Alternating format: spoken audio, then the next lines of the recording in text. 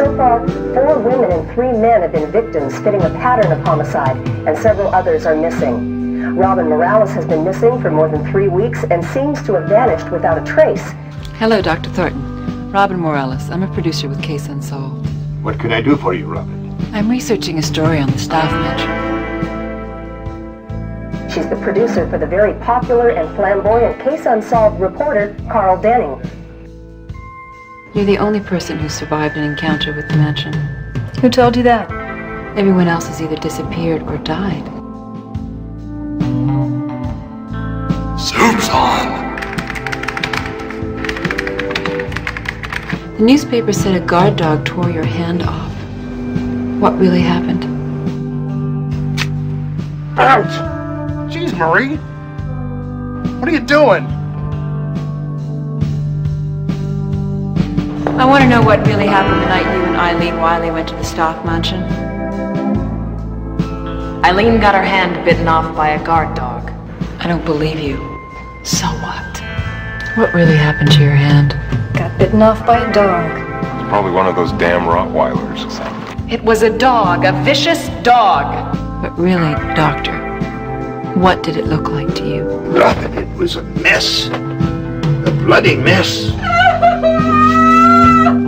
She's always been evil. She's behind the violent happenings in this valley. Just take this knife and get that TV producer. Do you think the current rash of murders and disappearances are connected to the house? Oh, God! Chuck him into the soup! That house is not what it appears to be. No! Don't do it.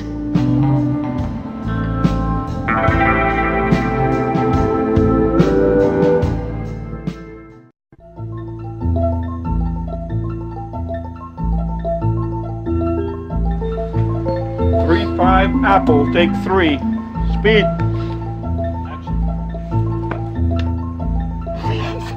Oh, God!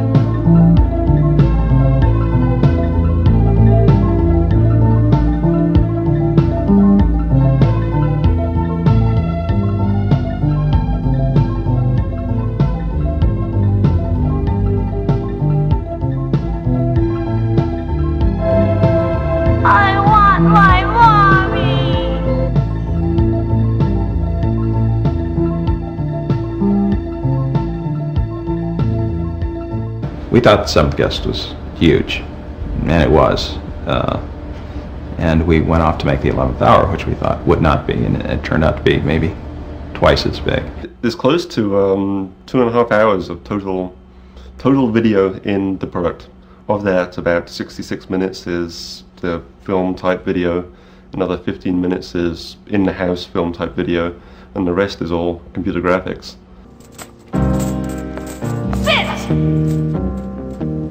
Good boy. Now speak.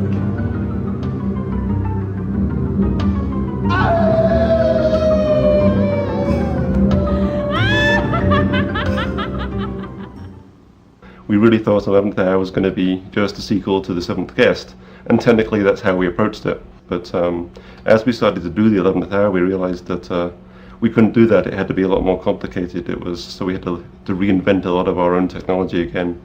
You know, it gave us an opportunity to take what was a gothic horror story and update it, contemporize it, and add some more, fully fleshed out three-dimensional characters this time.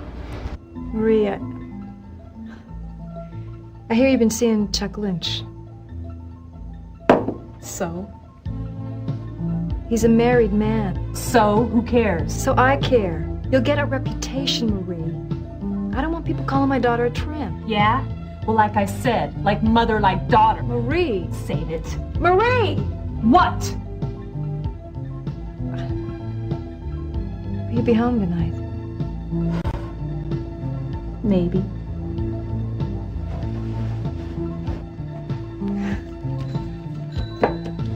There's new technologies and there's new frontiers to try and challenge the problem of creating an interactive drama, and that's a nut that we want to crack.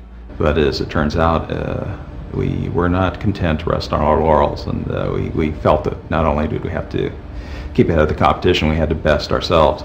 So what's this story about? You play the part of the famous television reporter Carl Denning, and you're investigating the disappearance of your producer in the creepy old staff mansion. Don't do it.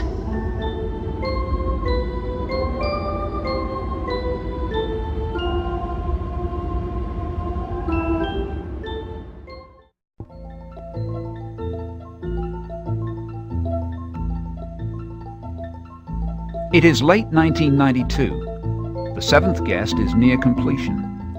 During a series of team discussions, the idea of a sequel is raised but quickly dismissed. We did not mean to do a sequel. We didn't even want to do a sequel.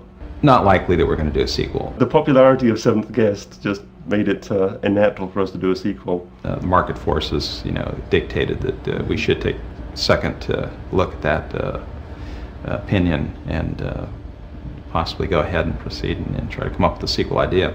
But there was something inside the box which is called the Stauff Files, which gave background to what happened after the events in Seventh Guest, 70 years into the future. And from that would grow 11th Hour. We felt that we didn't just want to do a straight sequel, staff in a house again running around with 6 guests. We wanted something original that would, actually work as a storyline, as well as something that would work as a game. I'm researching a story on the staff mansion. Oh? I'm trying to follow a storyline involving Eileen Wiley. The legend, myth, or story. It seems that she's the only one who has survived an encounter with the mansion. Everyone else has either died or disappeared. There are a lot of stories about that old house.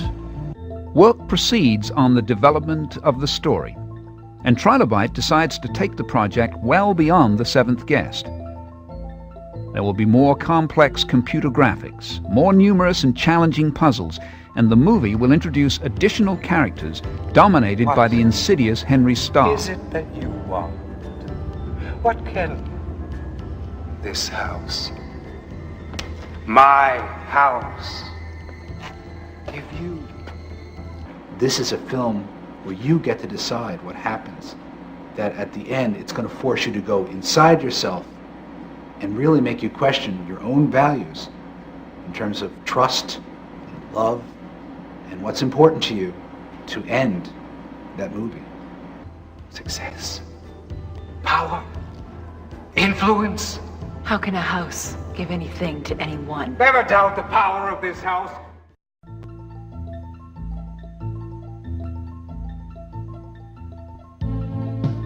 The summer of 1993 arrives as Trilobyte moves into bigger quarters.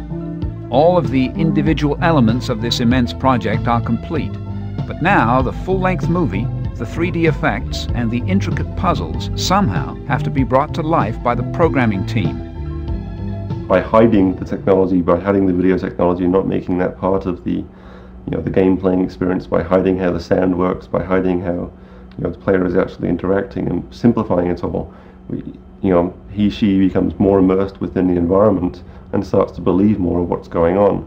We're a company of technicians and artists, and whatever artists want to bring to the party, if we find good story and a good way to tell it, that's what we're going to do.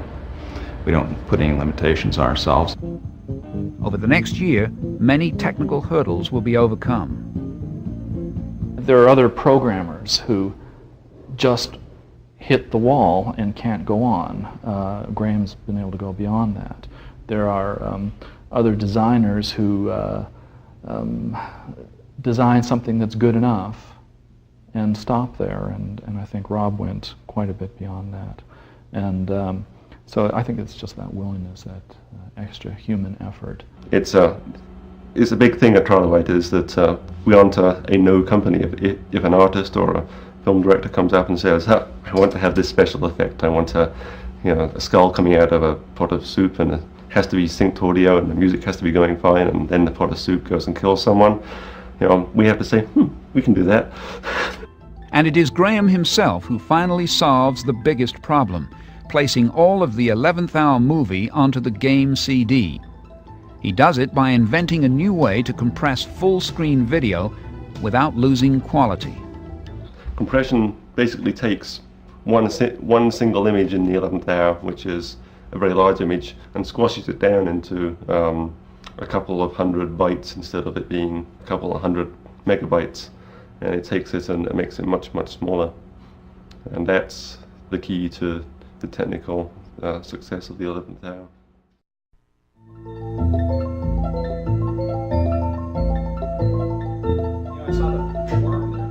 In the early months of 1993, the movie script is complete, and artists begin developing the look of the 11th Hour.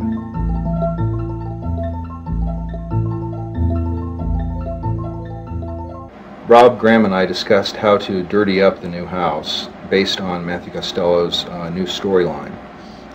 After discussing it for a short time, it was relatively easy to conceive how we would take existing material and just by overlaying dirt on everything, we could give that effect. Man, it stinks in here. Like that dead raccoon your father found in the basement. Say what? I needed to take existing materials, such as the wallpaper, and add various layers of dirt, mold, slime, dust, and whatever was necessary to create that sense of realism that you might find in an old haunted house. Lead artist Robert Stein is recognized as a graphic artist and illustrator. His work with 3D computer graphics in The Seventh Guest brought him national acclaim. But in the end, the aim is to mask all of this technical wizardry. What we always try and do in our products is hide the technology from the user, so that the player, the viewer, is actually unaware that all of this magic is going on in the background. All that he or she has to perceive is the story and the horror of the product. The Forbidding House is created with 3D graphics, but now a cast of live actors must be brought inside the computer. Their actions blended realistically and believably with the furniture and other computer-created objects. So I would place a generic synthetic actor in the general place of the room where we needed them to be. I would then give this rendered background to our video director, who would shoot the live actor in a blue screen overlaid over on this background.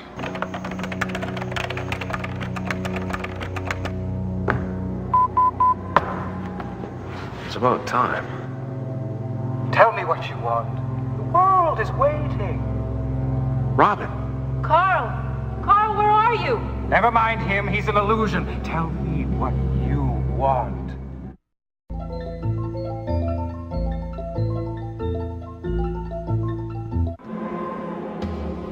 Soup's on. Soup's Robert Hirschbeck, who haunted the mansion as Henry Staff in The Seventh Guest, returns to lead the cast of The 11th Hour. Chopstick.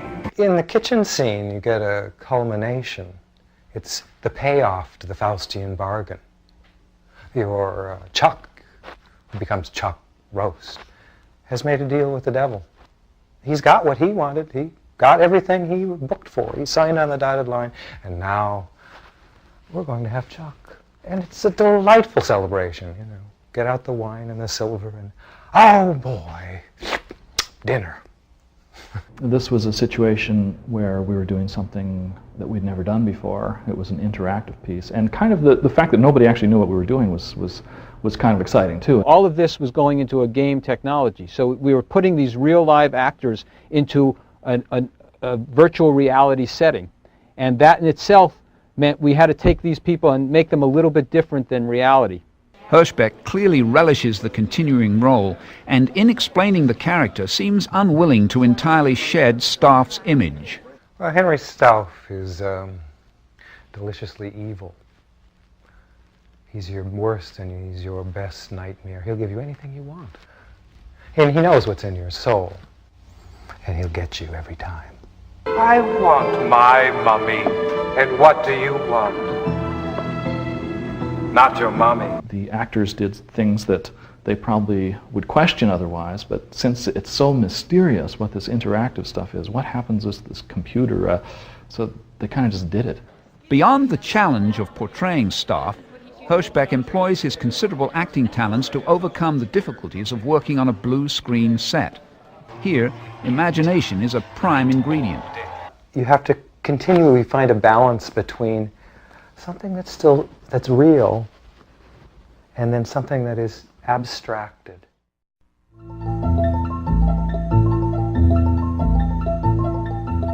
The 11th Hour contains a 64-minute movie shot in Southern Oregon. All right, let's go.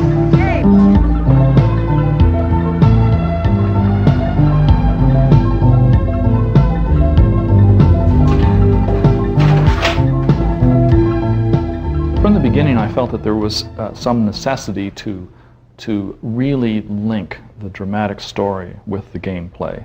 We're bringing live actors into the situation, and we were one of the first of the games to do that in a high-quality way.